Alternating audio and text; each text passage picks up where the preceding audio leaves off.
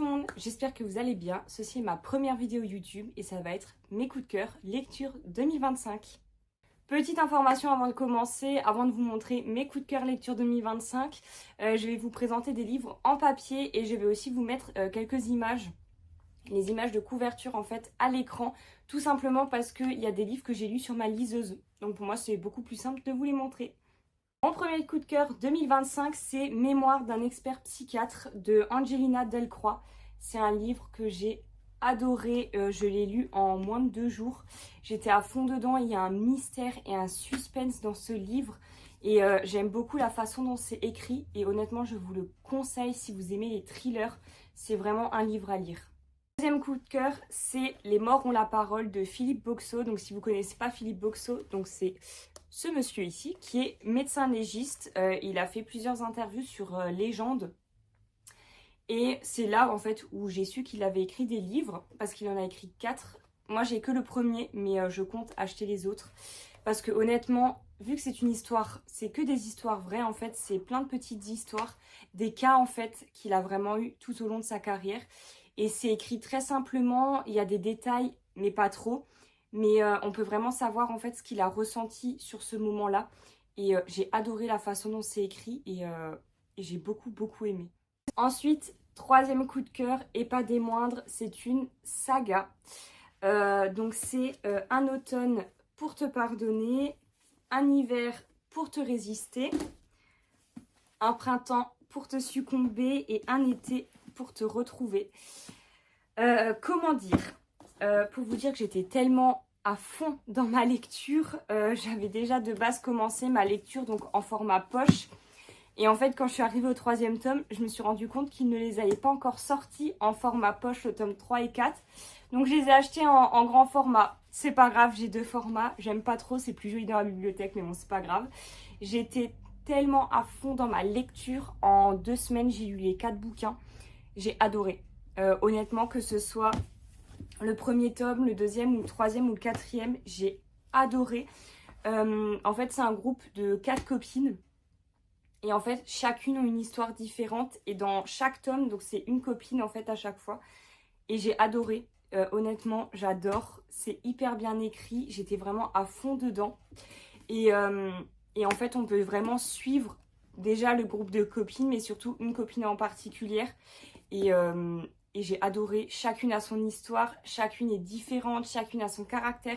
Donc c'est hyper bien. Les histoires sont hyper différentes. Et très honnêtement, j'ai adoré, vraiment je vous les conseille parce que j'ai vraiment accroché et je compte les relire parce que c'était tellement bien, vraiment je vous les conseille. Quatrième coup de cœur, c'est le livre La Prof, donc je vais vous insérer l'image de la couverture quelque part sur l'écran. C'est un livre que j'ai adoré, il y a un suspense incroyable. L'histoire est hyper bien écrite, on a vraiment envie de savoir la fin et ce qui va se passer.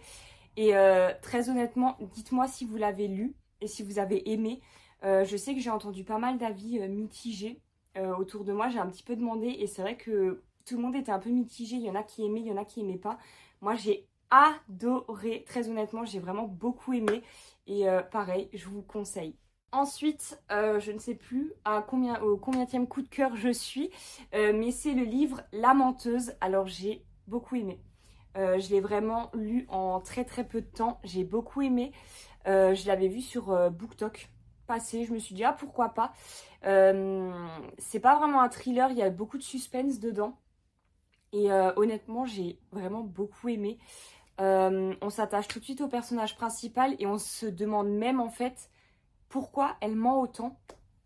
Et vraiment, on se dit, mais pourquoi tu mens pour des petits détails de la vie courante ? Et en fait, limite, le personnage principal vous fait de la peine. Mais en fait, à la fin, vous vous rendez compte qu'il y a un retournement de situation qui est incroyable. Et quand je l'ai lu, je ne m'y attendais tellement pas au retournement de situation que ça m'a encore plus envie de le finir et vraiment de savoir la fin. Et ce livre, honnêtement, je vous le conseille aussi. Il est vraiment incroyable. Ensuite, 5e coup de cœur, j'ai adoré. Elle était là avant. C'était une histoire qui m'a donné la chair de poule très clairement. J'ai énormément aimé cette histoire.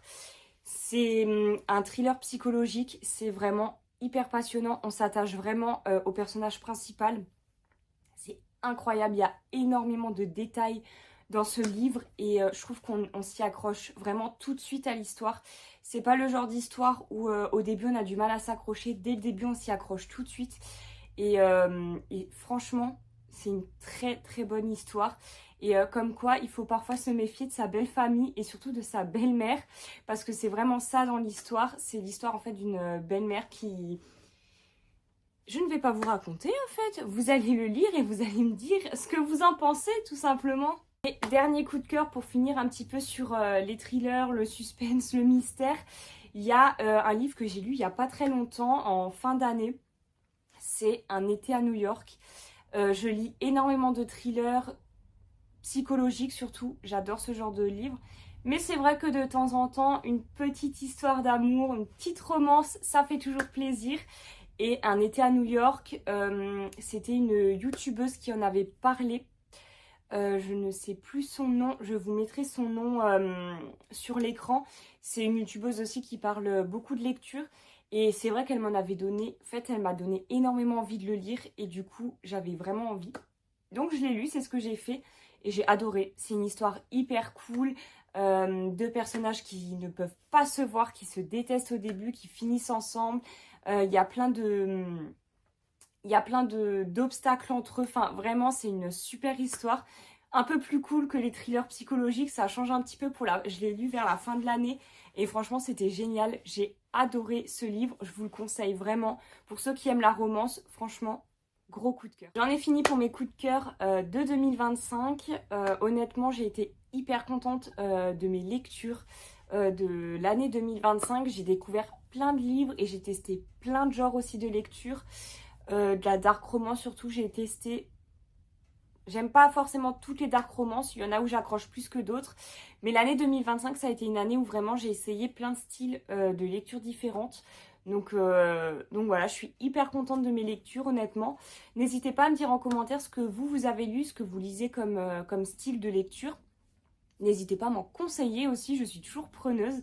Et je vous souhaite une bonne année 2026 et à bientôt pour une prochaine vidéo. Bye!